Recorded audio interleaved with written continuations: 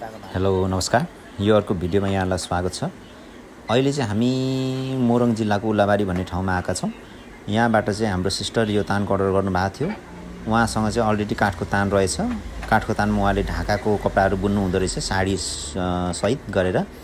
र उहाँलाई चाहिँ अब अलिकति खाडीहरू, अन्य कपडाहरू जस्तै तपाईँको खदाहरू, भाङ्राहरू, अन्य उनीको बोर्की सलहरू, धेरै किसिमको कपडाहरू चाहिँ बुन्न सक्ने एउटै तान चाहिँ उहाँलाई चाहिएकोले गर्दाखेरि उहाँले हामीलाई सम्पर्क गर्नुभएको थियो। र हामीले यो तान लिएर आएर अहिले उहाँलाई पहिलो चरणमा खाडी, त्यस पछाडि अब उहाँले अन्य कपडाहरू पनि बुन्ने उहाँको उद्देश्य हो।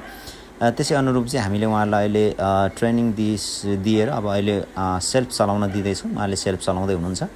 यो तानबाट चाहिँ तपाईँले गियरमा मिलाएर बाक्लो पातलो गरेर कपडाहरू बुन्न सक्नुहुन्छ। तपाईँलाई ढाकाको साडीहरू तपाईँले गियरमा मिलाएर चाहिँ बाक्लो गरेर पनि बुन्न सक्नुहुन्छ, पातलो गरेर पनि बुन्न सक्नुहुन्छ। खदा यसले 60-80वटा तपाईँले बुन्न सक्नुभयो। दिनमा यसले नर्मली 6 घन्टा चलाउँदा 20 मिटर कपडा बुन्छ। र तपाईँहरूले पनि यस किसिमको तानहरू चाहिँ अब आवश्यकता परेमा हामीलाई सम्पर्क गर्न सक्नुहुन्छ। तपाईँलाई अब धागोहरूको चिन्ता भएन है। तपाईँ हामीसँग धागो सबै किसिमको कपडाको धागोहरू उपलब्ध हुन्छ। साथसाथै तपाईँले बुनेको कपडाहरू पनि हामी लिदिने गरेका छौँ है। तपाईँलाई अब कपडा बुनिसकेपछि बेच्न पनि टेन्सन भएन। त्यसैले तपाईँहरूले अब ढुक्कसँग यी कपडाहरू बुन्न सक्नुहुन्छ।